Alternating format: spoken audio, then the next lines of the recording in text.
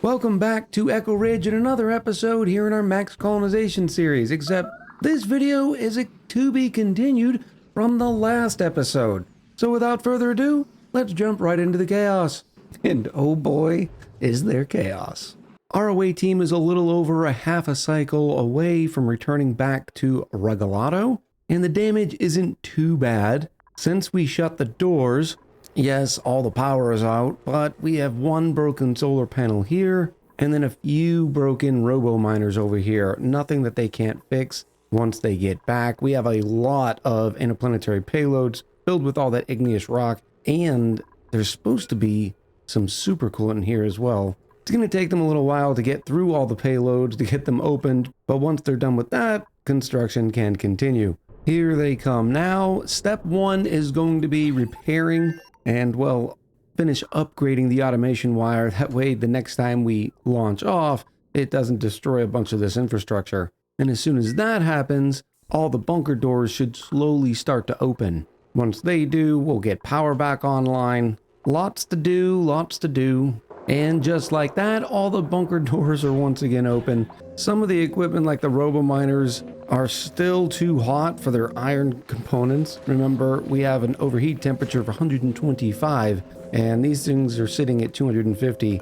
So in this case, I'm going to disable auto repair and then just deconstruct them. And then when I build them back, we should have some much better thermals. In the future, we won't have to worry about this problem because we'll have that nice cooling loop. Of course, when the away team does leave, we're still going to blast heat at about this range here. So, I don't know. We'll fix that problem when we get to it. In other bad news, apparently my wonderful liquid lock here has broken, which means I have to re-vacuum this place out. There's a bunch of polluted oxygen in here. I'm not sure exactly what happened, but somehow my supercoolant got moved all the way over here, which is definitely not where it's supposed to be. But I think I can get another liquid lock just by putting a block right there, and then I'll start siphoning all this stuff out again. Except this time, we're going to use the mini gas pump since I have room for it. And it's not a big deal because this room is not very large, so the mini gas pump should make quick work of it.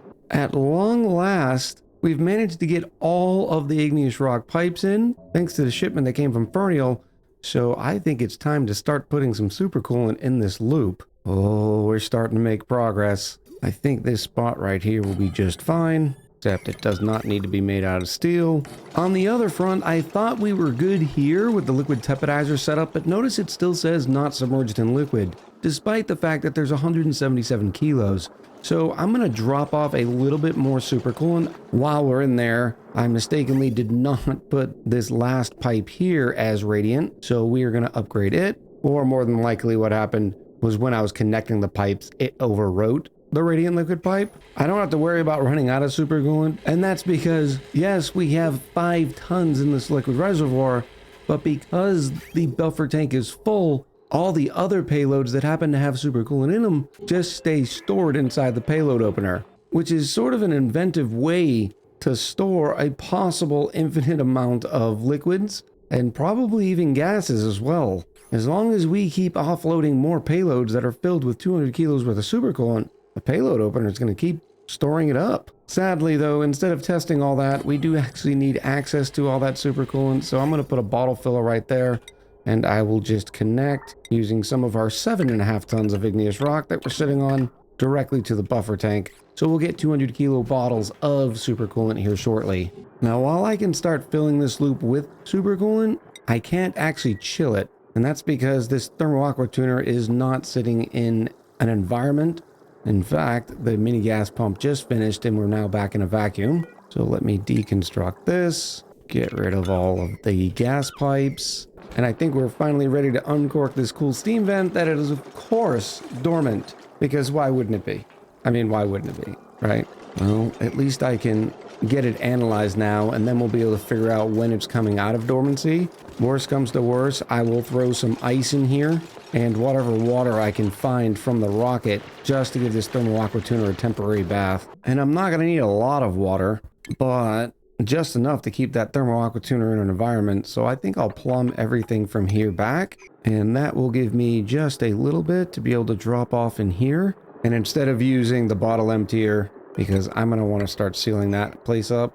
I'm going to use a bottle drainer and have it connect directly to the steam turbine.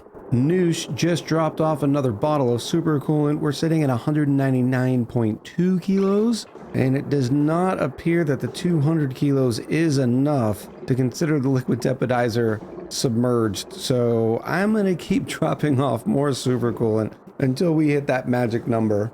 I'm sure I've known what it was before, but that fact has escaped my mind completely. And I'm too stubborn to look in the wiki for dropping off the water inside of this chamber just to charge it, just to get a little bit of an atmosphere in there. I am using insulated pipes for the simple reason it is minus 60 degrees in here. If I threw what little bit of water I have in there, it would instantly freeze and then crack the pipes. And then I'd have ice and not water. We have started getting a brief bout of the radiation sickness once again, but I think that's just because of the remnants of picking up all those payloads. Now that we're working primarily underneath both the solar panels and this mafic rock tile, I don't think we have much to worry about. Oh, there's another one by Josh Manchester. I also have to start sealing in this area, although it is not a huge priority. We're not even close to having duplicates in here. Where's my cloud print? There it is. We will use the mafic rock because it's plentiful, and then I'll make sure we put another mechanized airlock right here. In addition to this area, we also have this area that will need to be sealed. There we go there, and I think that will do it. Our cool steam vent has been analyzed, and its next activity is, of course, 32.5 cycles. What have I done to deserve this? Luckily, there's a couple of solutions. There's mods out there that I can install that I could just flip a switch and turn the cool steam vent on, instead of having to record for another 32 cycles just to test this system out. Remember, we're going to be extracting the water here to provide to a bomb to keep our duplicants breathing. Luckily though, there is a lot of ice around here. So what I'm going to do is actually dig up all this ice, and then I'll throw it in here. Combine that with just a little bit of water that I am going to be putting in to this chamber. That should be enough liquid to get us started, at least for the 35 cycles. But I'm going to want to put a lot of ice in there just to be sure. In fact, what I'll end up doing is building a bunch of temperature shift plates made out of ice. Right now there's 94 tons, and I'll just sort of line this area around that I normally would not put temperature shift plates in, but because they're going to melt, I don't have to worry about them exchanging temperatures with the insulated tiles. We're now up to 399 kilos worth of supercoolant, and the liquid tepidizer has just turned on. So let me get this sealed up. Let's turn off supercoolant there. And once it's sealed, I will be able to set this to the temperature that we're going to keep everything at. Because we're going to have normal dupes here, all this temperature is going to sort of interact with the environment. So I think we're just going to set it to say 20 degrees. Oh, no, no, no, no, no. Nope, please stop. Ooh, that thermal aqua tuner turned on really quick and is already up to 171 degrees. Just so I don't have to worry about thermal games, let me kill power to it. Now you might be wondering, how long could all these temperature shift plates actually last in terms of how much water they'll end up giving us? Well, if we remember that each temperature shift plate is 800 kilos worth of ice, which means when it melts it'll turn into 800 kilos worth of water, and we know an electrolyzer, when you do the math, takes about 67.5 kilos of water to provide oxygen for one duplicant, one normal breathing duplicant. And if we take 67.5, multiply it times 2, that gives us a requirement of 135 kilos of water per cycle to support 2 duplicants. Well, we have 14 of those temperature shift plates, which means we have 11,200 kilos of potential water already in here. So we divide that by the 135, means I'll have enough water in here to support 2 dupes for almost 83 cycles. In fact, some of the temperature shift plates are already starting to melt just from all the water I'm dumping in here. So I think I can stop inputting more water here. I'll deconstruct all these pipes. And the math we just did has nothing to do with some of the ice that we had already manually placed in here, like this 2-ton chunk of ice, and this one that I'm about to move in, and this one, that are both over 2 tons. Okay, third time's a charm. Ironically enough, I'm now remembering that the tepidizer is going to require 400 kilos. I think what happened is the supercoolant hit this tile first went over 400 kilos before it distributed, which then turned the liquid tepidizer on. So I'd be willing to bet as soon as I put just a smidge more supercoolant in here, it's going to be fully submerged. And that 400 kilos definitely sounds familiar. Whammo blammo, we now have a fully submerged liquid tepidizer and 440 kilos worth of supercoolant in each tile, which means I can turn this thermosensor back on.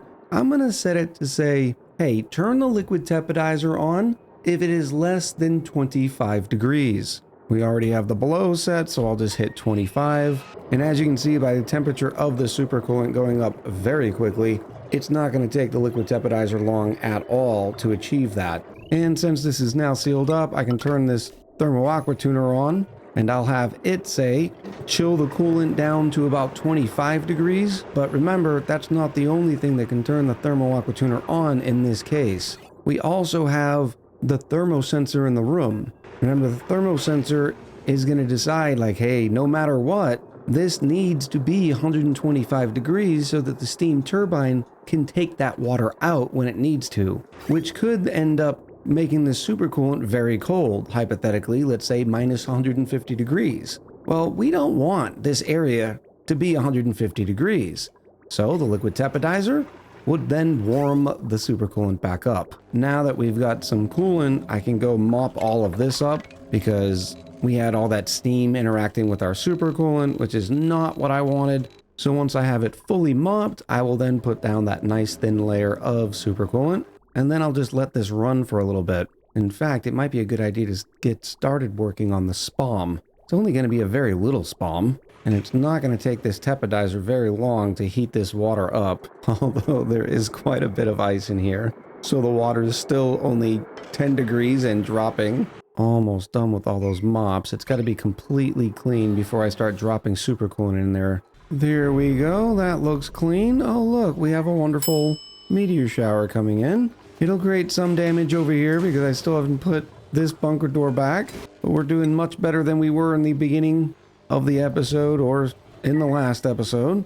And now we get to test and see how good this supercoolant is going to be able to handle when all that hot regolith comes slamming down on the solar panels. Fingers crossed. Since we're letting the viscosity of the supercoolant being dumped from the bottle emptier to push itself all on this floor, I'm actually going to help the process out by emptying some of the supercoolant bottles we mopped up right in front of these transformers. For the simple reason, I don't know how long it would take for them to heat all the way up to where they start overheating, which is definitely not what we want. Here's another one here. We'll empty 20 kilos worth of supercoolant. And here we go again. I'm guessing some ice melted that was still sitting up here. So I have to start this process all over again, at least where there is water. Now the supercoolant has not had a lot of an opportunity to chill all these solar panels and robo-miners down quite yet, but this is going to be a good test to see how well it can do before we actually fill up all the pipes. And the fact that we didn't have enough power to make it through the meteor shower means I'm going to have to add more batteries. Oh yeah, we've got some overheating solar panels now. Yeah, that's not going to work out well at all, so we're going to end up doing my backup plan and putting a bunch of mesh tiles right above the solar panels, and that way all the regolith will fall on the mesh tiles and not on the solar panels themselves. Which means I'm going to need some more iron ore. Oh no, the bunker doors are closing again. Which I guess means we're about to hit another meteor season, where we just continuously get bombarded. And here's that next meteor shower. Except since we didn't have power, the space scanners powered off, which then sent a red signal, which of course the not gate turns into a green. So we're about to drop even more regolith. Please someone make it stop. Oh, that one's gonna hurt. Here comes another one. Now I'm searching this entire area using the liquefiable materials overlay, and I don't see any more ice. I'm assuming that was the last bit of ice that melted. Oh, no, wait. Here's two more pieces right here. They're small, but they would end up causing problems. So I will just drop them down there. And then we'll wait for the duplicants to catch up, repairing just about everything we've spent the last 100 cycles building. And oh my goodness, the bunker doors are closing again, which means we're getting another meteor shower. If you could picture it, my hands are raised up and clutching my head. I don't know what kind of timer is set on this planetoid for these meteors, but whatever it is, it's set to pain. And because we went through this at the beginning of the episode, I know we probably have another 3 or 4 meteor showers to deal with. And just when I thought we were nearing the end of this episode, now we basically have to start over with the whole radiation sickness and the vicious cycle that comes with it, because we're spending all of our time repairing solar panels and ladders and everything else. And here on cycle 2197, we've now hit another meteor shower. I have no idea what the count is up to, but I'm just gonna take a guess and say it's 20. Poor editing Echo has to count all of these. What a sucker. We're opening the bunker doors again. How long do you think it'll last this time? I kid you not, the answer was a half a cycle. The good news though is I've started putting in some of the mesh tiles. So as we get the solar panels repaired, we should be able to keep them going this time. Well, whether or not these meteor showers are going to stop anytime soon is anyone's guess. It wouldn't be so bad, except the meteor showers last about an entire cycle. So I'm going through this one whole cycle of meteor showers, a half a cycle off, and then more meteor showers. How am I expected to get anything recorded like this? Did I say a cycle in between meteor showers? Maybe that was way too much. This is 3 meteor showers in the past 3 cycles. It's been so constant, I've had to put another jumbo battery and manual generator here just to be able to repair suits and drop off payloads. I then separated the networks here because, well, the solar panels haven't been online long enough to charge a single battery. And I kid you not, the bunker doors are closing again. We're going now 4 meteor showers in 4 cycles. And here they are, right on time.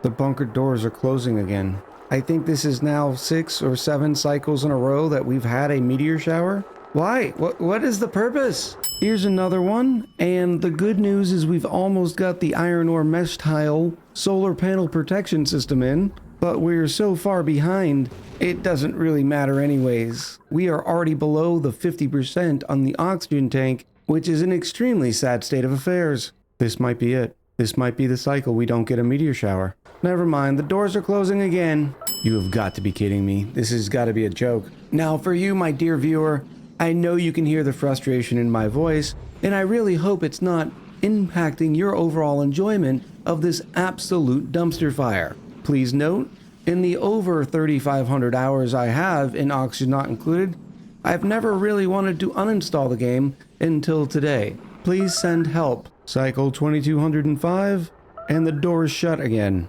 Which means one thing. You guessed it. I think this is 10 cycles in a row. At least it makes it more understandable of why this episode has taken me 2 weeks to record. I've been trying to decide for quite some time on what I should make the thumbnail. Should it be this dumpster fire here? Or should it just be a mass of meteors coming down? Okay, cycle 2207 might be the cycle that we did not get a meteor shower. We're halfway through. Doors are still open. Solar panels are getting charged. Things are looking up. Progress is being made as such. For instance, we are just about done mopping up all the water. I think that's only super coolant left, so I'm good to leave it. So now all I have to do is start emptying super coolant once again. And we did make sure. You saw me. Double check to make sure there was no more ice on this level. So the good news and the bad news. The good news is the constant onslaught of the standard Regalado meteors are over, but we have an iron meteor shower, the sort of standard meteor shower that we get across the star map, happening in less than a cycle. But we now have our complete defense in, and we have enough batteries to hold the charge. So this will be our first real test to make sure that the system is working as intended. We're almost done repairing everything. We're getting there. I've also queued up the commands to get the spawn going, and with any luck, we'll be able to get this going and get this place further oxygenated. Yes, we're at 83% stress. It's because they live in a pool of vomit. As an example, this one bucket of polluted water has 92 kilos worth of vomit. On a turn of actual positive news, we found some puff eggs inside of the printing pod, and I figured we'll print these. That way, the dupes that eventually live here will have a few friends flying around. Here's that meteor shower now. Notice the doors are shut. We'll have plenty of battery juice, so the system should now be 100% operational. The problem before, during the meteor showers that would last 10-15 cycles, is we didn't have all the protection in place, which would break the solar panels, which would then impact how much power we're generating. And without enough power, well, the door system doesn't work to protect us from future meteor showers. The meteor shower's over, the doors are opening. This iron meteor shower doesn't put any tiles down, so we didn't have to worry about that. But I'm feeling more confident in the system. Ah, look at all the work being done since we're not spending our time repairing. This is wonderful. Now this is the same sort of spawn system that we've put in several times. It's just an electrolyzer, one gas pump, and a filter. The only thing that makes it a little bit special is the hydrogen generator on top. The filter is going to take the hydrogen, feed it to the generator, and because of the conductive wire and the way we have it set up with the large power transformer, it'll be injecting power onto the grid. And the way you can look at this and realize why it works is because of the direction of the arrows in the power overlay. You feed power on by connecting to the large side, and then power can be delivered through the small side. So the hydrogen generator will become a great little backup source of power. Notice it's not connected to a battery yet. I'm not sure if I'm going to use one.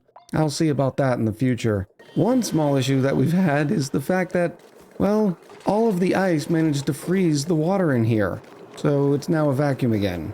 So I've got another bottle emptier going on, so I can start dousing this area with water once again. And it happened because, well, the supercoolant line doesn't have to work too hard. There's so much coolant, and the supercoolant is so much more powerful than the heat being generated by these machines that the thermal aqua tuner just doesn't have to run very often. But that's the reason why we have this wonderful thermal sensor in here to check the temperatures. And that way when we need heat, the thermal sensor will tell the thermal aqua tuner and it'll turn on.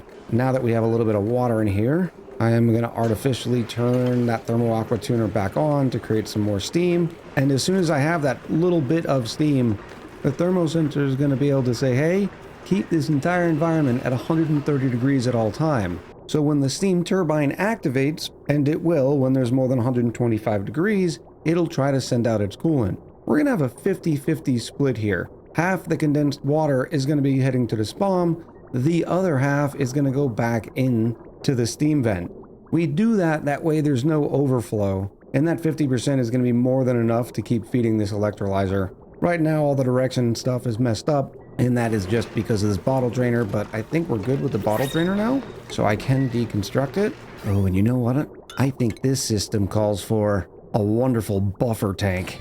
That'll work out perfect. At long last, we're sealing up the spawn, or rather the oxygen machine. It is not self-powered, and all we're really waiting on is for it to receive some water, but that's not going to happen until the steam turbine turns on. Unfortunately, there is a lot of water in here, and it's sitting at about 45 degrees. We keep melting more temperature shift plates, and this recording session has turned out to be so long, the steam vent is going to turn on in 4.7 cycles.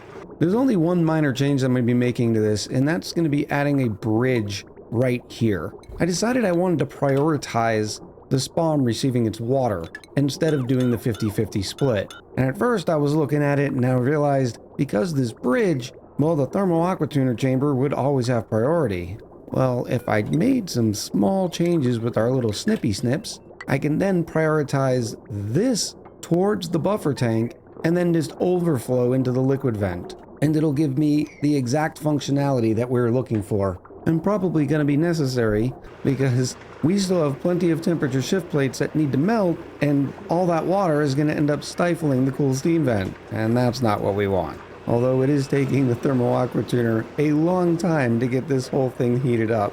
I do believe this place may be self-sufficient now, and we may test it because we only have 1,100 kilos worth of oxygen left. The dupes don't have a lot to do now though, so before they end up leaving, I'm going to have them sweep all the stuff around the steam turbine, and that way there's no further chances of it becoming entombed, just like that. Let me let this run for a few and see if I can't get this bath up to the necessary temperature. Why did you turn off? Oh, you're still waiting for more coolant. Despite the fact that we've been emptying into the coolant line for quite some time, because it is such a large line, there are still some gaps. Well, we were up to about 90 degrees, and then the rest of the temperature shift plates melted, which dropped the temperature down to 69. A little bit more time to wait. In the meantime, I am putting a carbon dioxide system in. It's the standard one you've seen me use before. We're going to take this gas element sensor and set it to oxygen. Then we have a NOT gate that says, hey, if it's not oxygen,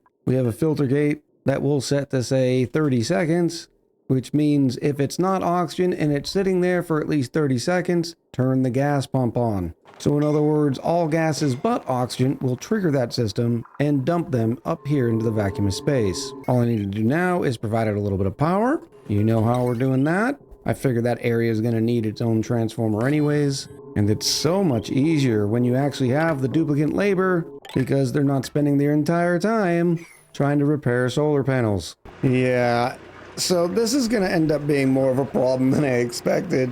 All those ice chunks have now also melted, and we got all the way up to 935 kilos on this top layer. I am very lucky there wasn't just a little bit more ice, because then I think we'd have had some pressure damage as well. But we're back down to 37 degrees. Keep on trucking, Thermo Aqua Tuner. And that carbon dioxide system came just in time, because all of this liquid carbon dioxide is starting to explode. Fear not though, the oxygen is coming. I have just put in a bottle drainer where I'm going to select water, and now all the ice that is melted and that we've mopped will now be dumped into the bottle drainer, which will head into the buffer tank and used to create our first bit of oxygen, because it looks like, well, this is going to take a little while. Now at 43 degrees. And I'm going to keep going until there is no more oxygen going into the suits and the dupes literally can't get out. I'm never really worried about oxygen in here. First of all, I have way too many kilos worth of polluted water all able to off-gas. Plus we have the oxalite. And if times get tough, we have 2,200 kilos inside this one bottle. Look at that, we're creating oxygen. Now I just have the pipes running here locally because there's equipment, and then off to these two rooms where eventually the duplicates will live. But I think they're going to have to build that on their own. Which that'll sort of be fun. We print dupes out and then they have to build their own furniture. Well, this episode has taken me about 11 to 12 hours to record, hence the reason why it took 2 weeks. I only record and edit on Monday and Tuesdays. The rest of the time are the days that I'm live over on Twitch, hence the reason why this took 2 weeks. I'm very much looking forward to ending this episode and reading what you have to say in the comments below. So until next time, much love, happy gaming, and I'll talk to you soon.